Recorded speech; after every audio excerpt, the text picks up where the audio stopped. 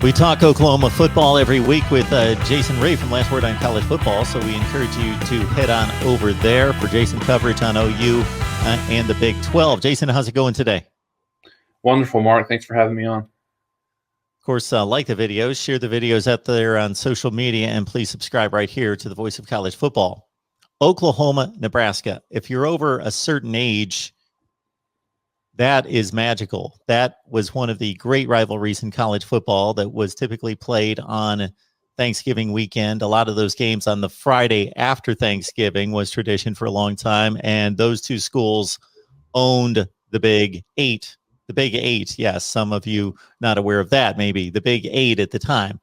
The two schools were going to get back together this year for a home-and-home series for the first time, I believe, since the Big 12 championship game that was just prior to, let's see, I believe Nebraska's final game in the Big 12 was the Texas game the next year, the game in which Colt McCoy threw the ball out of bounds to save the clock by 1 second and send Texas to the national championship game. The year before, Nebraska lost a close one to OU, I believe 23-20 for the Big 12 championship, right. And that's the last time the two teams stepped on the field.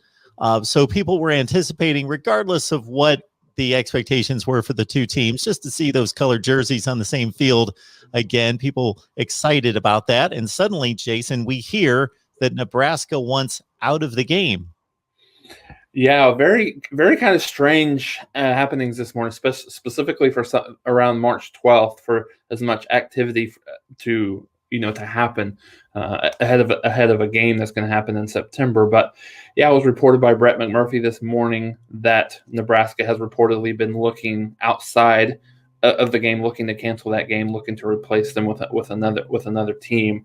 Oklahoma subsequently has released. Athletic director has released a press statement that essentially just talked about the rivalry that Oklahoma and Nebraska has had over the years. To your point about a lot of the great matchups they've had in the 70s and 80s in the Big Eight, and talked a little bit about that and really kind of reiterated that Oklahoma has no plans, no interest in rescheduling the game or changing the game whatsoever. So maybe a little bit of gamesmanship going on between the two programs right now, but it's really interesting. Certainly we could speculate as to the reasons why the game could be canceled or could be rescheduled or whatever that might be. But when you look at this was a game that was supposed to commemorate the 50 years of the game of the century, right, from 1971.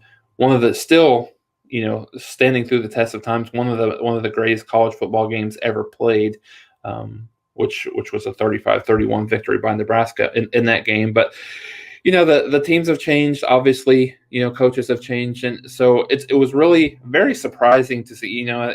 The off season is the off season. You never know what kind of stories would unfold, but very, very shocking to see that transpire this morning. And I think one of the other things that speculate what are some of the reasons why that Nebraska would look to get out of this game. Well, now it was kind of reported by Brett McMurphy as well that Nebraska is looking at Old Dominion and maybe some MAC opponents to replace that game. So with that information, one tends to believe that Nebraska's looking maybe for an easier schedule, to kind of go along with their Big Ten schedule through the year. I know that they open the season at Illinois. They play Buffalo at home as well as Oklahoma. I believe they have six games at home. This would make, if they're able to get out of the Oklahoma game and schedule another home game, this will be the 7th home game for Nebraska. So a lot of ways you can kind of look at it is, we've talked a little bit about this, you and I, Mark, just in terms of Nebraska and their trajectory in 2021. Fourth year under Scott Frost, I believe they're 12-20 under him. Not made a bowl game since he's been the head coach at Nebraska. Maybe a little bit of a hot seat type of situation for him this year, going into the 2021 season. Do they look to get out of the Oklahoma game to maybe get some additional wins on his side, to be able to avoid that bad season, which could force Nebraska to make a change. It's very, very strange and odd. Certainly would expect some sort of announcement coming out from Nebraska at some point, probably today or the next couple of days, just to kind of talk about that, if nothing else, because Oklahoma released a statement saying that they have no plans in not playing the game. But no matter how you look at it, it's a very bad look publicly for Nebraska right now, because I think when you look at it, people are going to make their own assumptions. The assumption is, Oklahoma is a top 5 preseason team. Nebraska has struggled through their last few years. They certainly don't want to play this game. Now, on the heels of Nebraska really kind of going to war with the Big Ten last year, at the beginning of the season, just in terms of playing the schedule. And then I think at one point they had a game scheduled that got canceled, and they looked outside of the conference to try to play an outside team, a non-conference team, which the Big Ten, kind of said, no, you're not doing that. We're not going to allow you in any of our teams to play non-conference. And then, maybe picking a fight with, I don't know if they're picking a fight, but looks on the outside looking in how tumultuous a relationship with the Big 12 that they've been. If they were ever looking to get out of the Big 10, obviously a natural landing spot at some point might be the Big 12 in the future. So it's just really I think it's really a negative look for Nebraska that they probably need to get out in front of sooner than later. All right. Unless I'm missing something, Jason, or something else comes to light, I think this is a Bush League move. So the first thing that comes to mind is something that you mentioned regarding home and away games and striking that balance and trying to gain an advantage, as most teams that have the kind of brand that Nebraska do, that they can play most of their games non-conference at home unless they're playing a like opponent. Then they have to typically schedule a neutral site game or a home and home. Right. There's 9 games in the Big Ten season. So I assumed before I looked at this schedule that Nebraska was on the off year, having to play 5 on the road and 4 at home.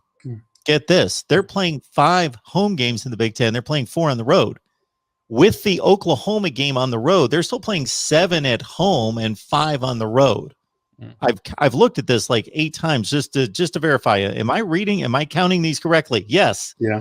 They are playing 4 road games and 5 home games in the Big Ten. Therefore, they want to play all 3 non-conference games, the likes of the juggernauts of Southeast Louisiana and Buffalo. Buffalo's a top-tier team in the MAC, but it's still the MAC. Right. So they want to have a 5-4 home away in the Big Ten and then schedule all 3 at home non-conference and have them be all group of 5 teams. I don't get how you can only gain 1 more win. Right. And why not gain the respect of having played Oklahoma, and even if you lose the game, playing them tough on the road rather than, we beat up on Old Dominion. I just don't get it. Yeah, no, it's very confusing. I mean, just kind of looking to your point, Mark, and I didn't realize that. I thought they had 6 home games, but to your point, they have 7 home games, and then maybe looking to add an 8th. Yeah, I think certainly I think it leads to the assumption that they're just trying to pad some wins on that schedule just to make themselves look a little bit more successful than maybe they would have. I mean, look, this is a game that has been scheduled for 6, 7, 8 years. So this is something that Nebraska knew was coming up. Why didn't they, if this would have happened a couple of years ago, maybe there would have been a little bit more understanding in terms of why they made this decision. But to do it now is very perplexing. And I think it's something that, based on the longstanding rivalry that they've had, if it was just a non-conference team that, they haven't played each other very often, maybe it looks a little bit different. But, Oklahoma in the 90s, they were extremely down. And they had quite a few games in Nebraska, was the best team in the country in the mid 90s for many of those years. And Oklahoma got some, there were some massive blowouts in those games. There were some 40, 50 point games in that series. And, you didn't, I mean, it's a little bit different with a conference game, right? But still, at that same point, you didn't see Oklahoma looking to, kind of get out of that game. So very, like I said, not a good look publicly for Nebraska right now. It'll be interesting to see what the response is from their athletic department, either Scott Frost or the athletic director itself. But interesting to see how this will change the not necessarily the trajectory of the 2021 season, because we would assume this was Oklahoma win and Nebraska loss. And when you look at replacing a team, we've learned from 2020, the COVID year, it can be done in the same year. So that I don't think there's really that much of a concern that they'll be able to find someone. But this is a marquee name. Nebraska still is a blue blood program. Even though the success hasn't really met that over the last decade, but Nebraska still is a blue blood program. So given that, Oklahoma would probably look at having to find a lower tier FBS team, or maybe I can imagine they would have to have another FCS opponent with Western Carolina already on the schedule, but they would have another lower, a lower term FBS team, mid-major type of team on the schedule. So I think that, one of the things that Oklahoma is certainly looking to be a national championship contender this year. How does that look from a scheduling perspective when you go and look at a name, maybe not the same team, but a name like Nebraska versus, a team that they will have to scramble to put on the schedule? I think we're all understanding where the Big 12 stands in the eyes of most college football fans, and most importantly, the selection committee. I think it stands on good ground, but not the SEC type reputation. Sure. Therefore, to your point, if Oklahoma goes out there and takes care of business, of course, if they're undefeated, they're going to the playoff. If they lose one game, they're almost certainly going to go to the playoff.